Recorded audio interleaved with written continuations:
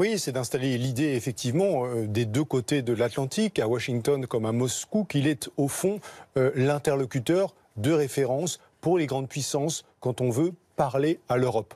Je crois que c'était une des dimensions importantes de ce voyage, comme ça l'était évidemment à l'occasion du déplacement à Washington.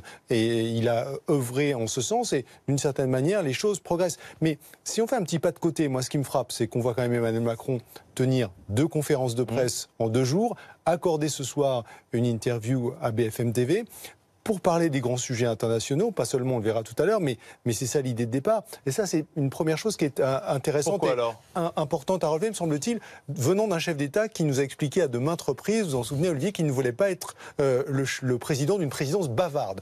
Donc ça veut dire qu'il éprouve le besoin, à ce stade, il considère que c'est important d'expliquer aux Français sa stratégie diplomatique et d'expliquer au fond pourquoi depuis un an, on le voit autant s'agiter, faire des propositions aussi audacieuses, parcourir le monde. Il a fait 43 voyages, et en quoi c'est utile et en quoi ça marche. Oui, est-ce que c'est efficace ? Et c'est ça qu'il cherche à démontrer.